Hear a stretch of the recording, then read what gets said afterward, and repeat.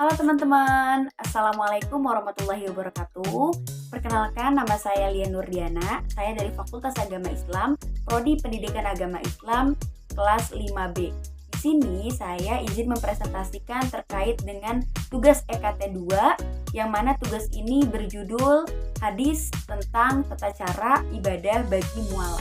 Oke, kita langsung masuk ke dalam materinya, yaitu tentang mualaf. Istilah mualaf ini sering sekali kita dengar ya teman-teman. Jadi itu suatu hal yang lumrah, bukan suatu hal yang ekstrim lagi. Karena banyak sekali kita temui di kehidupan sehari-hari. Bahkan di platform media sosial pun banyak menjelaskan terkait dengan mualaf. Baik di koran, Instagram, YouTube, dan lain sebagainya. Lalu sebenarnya apa sih arti mualaf itu menurut bahasa maupun menurut istilah syar'i? Nah, untuk lebih lanjut, mari simak terus penjelasan dari saya. Mualaf menurut bahasa itu berasal dari bahasa Arab yang artinya tunduk, pasrah, dan menyerah. Sedangkan menurut istilah, mualaf ini bisa diartikan dengan beberapa pengertian, teman-teman.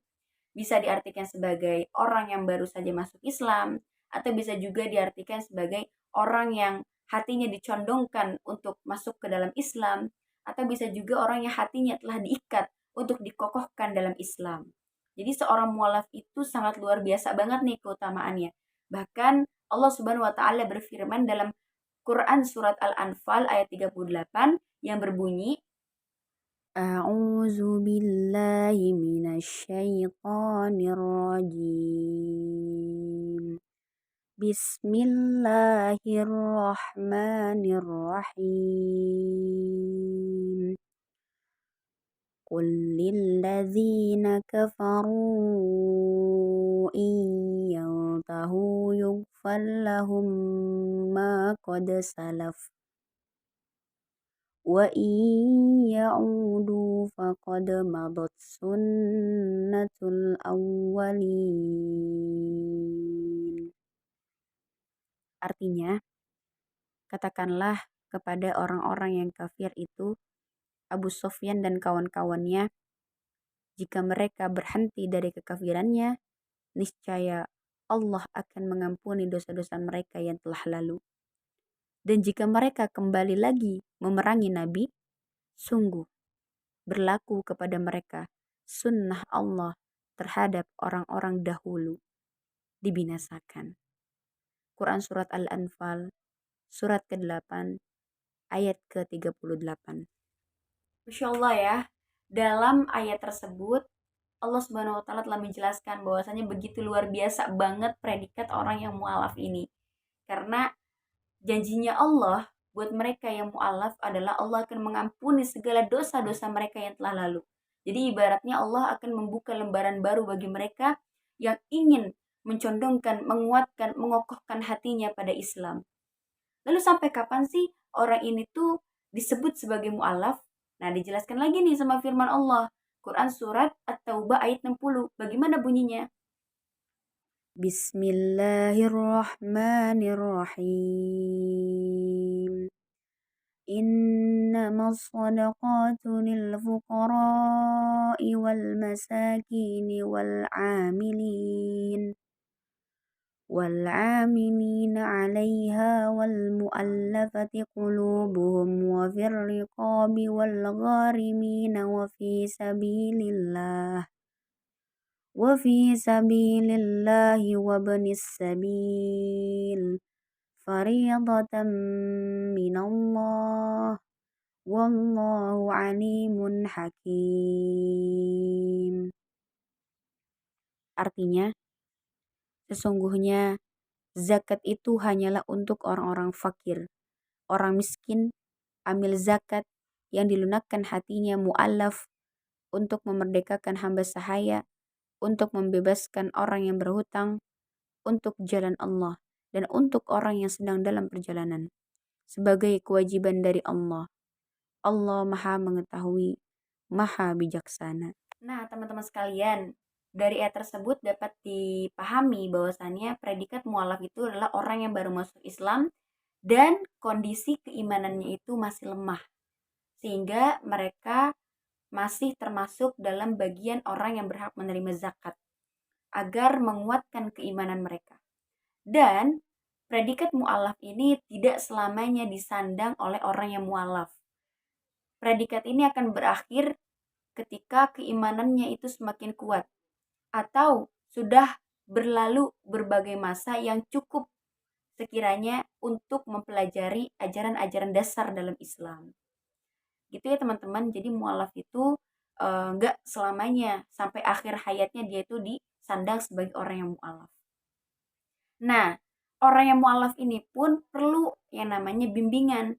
Jadi tidak bisa orang yang mu'alaf ini mempelajari ajaran Islam berdasarkan pengetahuan mereka sendiri. Berdasarkan pemahaman mereka sendiri itu tidak bisa. Jadi dibutuhkan yang namanya ustadz atau ustazah untuk membimbing mereka dalam menjalankan ibadah kepada Allah Subhanahu wa taala atau amaliyah-amaliyah lainnya. Bisa juga melalui buku-buku panduan. Sehingga tidak boleh ya teman-teman, bahwasannya orang yang mualaf ini melakukan semua itu berdasarkan pemahaman dia sendiri, itu tidak boleh. Perlu adanya bimbingan, misalnya orang yang mualaf ini mendapatkan bimbingan sampai beberapa lama, seperti misalnya 2 bulan, 3 bulan, 4 bulan, setelah melihat progres mereka dalam pengetahuan, baik itu dari segi teori maupun dari segi praktek yang ternyata memungkinkan dan memiliki progres yang bagus, maka bisa orang tersebut melakukan ibadah sudah berdasarkan pemahaman mereka. Setelah dibimbing beberapa waktu oleh para ustadz atau ustazah, seperti itu. Agar apa?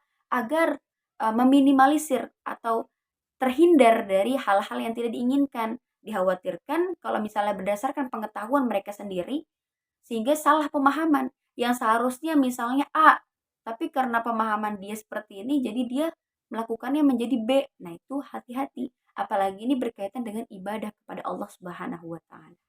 Perlu diketahui teman-teman, cara membimbing orang yang mu'alaf dalam Islam itu ada 3. Yang pertama yaitu mengucapkan 2 kalimat syahadat.